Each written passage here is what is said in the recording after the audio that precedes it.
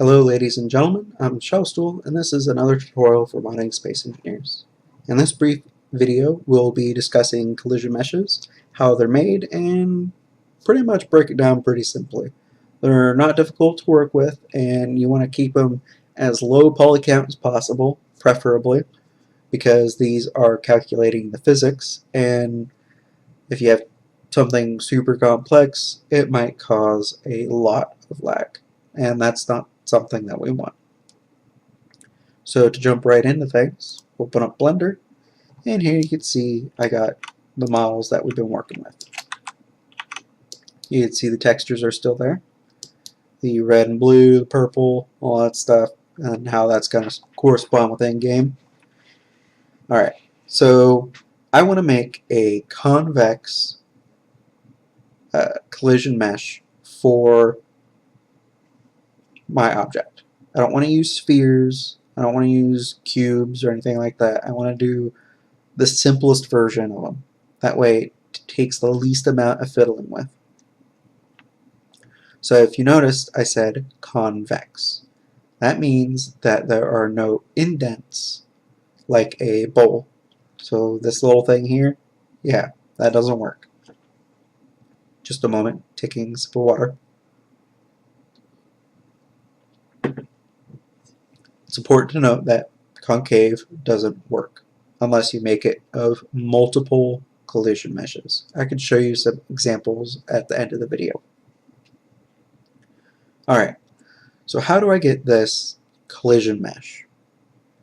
I want to start with the base, and then I want to bring it up and kind of envelop the model. So what I'm going to do is I'm going to go into edit mode, select the base by holding Alt, clicking a line, holding Control, and then pressing the plus button on the numpad.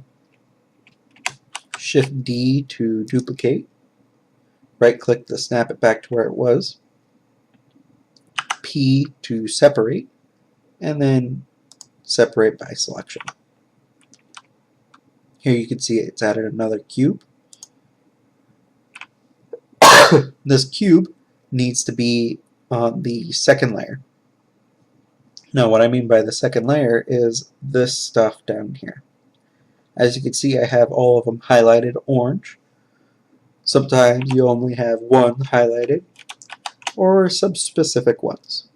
Now the way you do that is you press 1 through 0 on the number bar above your letters, and 1 through 0 will go through the top, and then Alt and 1 through 0 will go through the bottom, or you could just click them yourself. Holding Shift while pressing one of the number keys, or Alt and one of the number keys, will select multiple.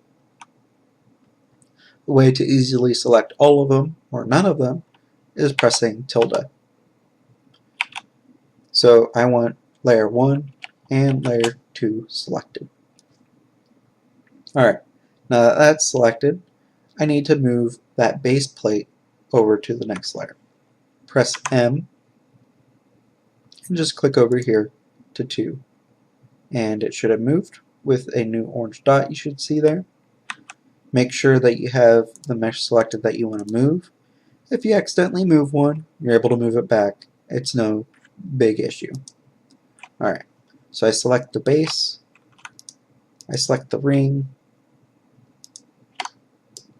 around there with Alt, and I want to bring it all the way up to the top by going like that, by pressing G to grab, and then Z to make sure it's snapped up and down. And that looks like the top. I want to kind of bevel the edges a little bit, so I'm going to pull this one forward by 0.5, this side back by 0.5, and these down by 0.5. Give me a nice little shape there.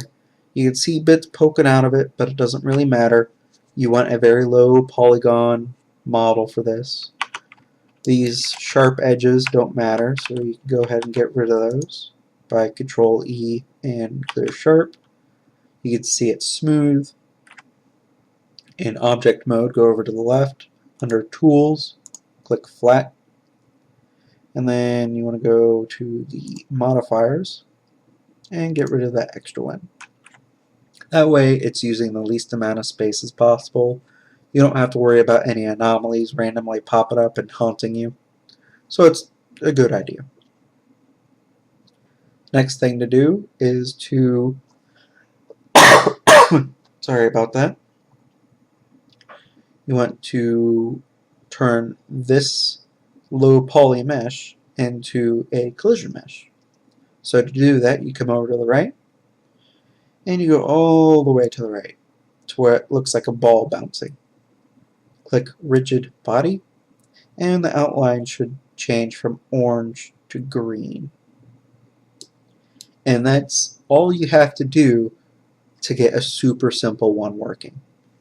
But I want to make sure that I cover a couple points for you. I'm going to move my 3D cursor over, and I want to make a cube. Alright, so I moved the 3D cursor from over here, I snapped it to the center and then moved it over. Alright, so you can see this is a convex hull. That's important because I'm using the convex hull type. It's the easiest but the most computer demanding version of the collision types. So there's convex hull and then there's primitive shapes. The difference is that a primitive will always be as low polygon for its shape as possible, but you won't get a smooth surface. Like for this sphere, if I was to make it a rigid body and then go to convex hull sphere, you can kind of see that it's going to be this really low polygon sphere.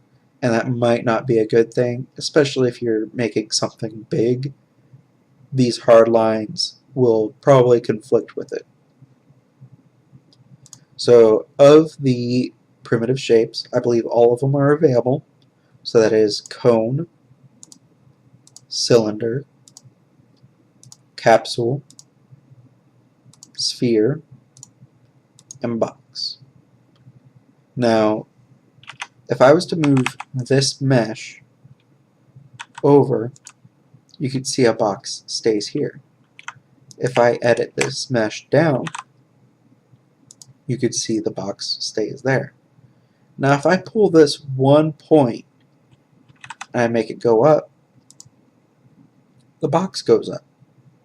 Now the reason it does this is because it tries to keep it the same dimensions regardless of what the weird shape is in here. So it's going to be the full bounding box of what it is you make. Let's go ahead and undo that. Now it's good to note that you could have up to 10 collision meshes. I believe it is limited to all of them now, so you could have 10 convex hulls or 10 cones or 10 cylinders. I'm not sure if it still stands because I've not needed to abuse 10 that desperately, but you might be able to have 10 convex hulls and then 10 spheres or whatever to try to get the most amount that you can.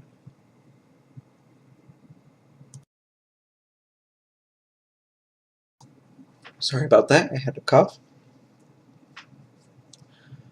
Alright, so you get the primitives, you get convex. You'll never have a single concave physics shape. It doesn't work. If you were to have it, if I snap to the side, if you were to have it cave in like this, what would happen is it would just draw a line from here to there. So it'd give you definitely not what you want. You have to get kind of tricky with it. Alright, so I'm only at 10 minutes. And I got the collision shape that I want done. I got the rigid body enabled. And I got it put onto layer 2. And that pretty much wraps it up for collisions. That's all you really have to do. I gave you some extra information. What I'm going to do now is I'm going to open another instance of Blender. And I'm going to show you ways you can get more shapes. Alright, so some of the best ones I could show are the round edges, like this bull corner here. As you can see, it's a concave shape.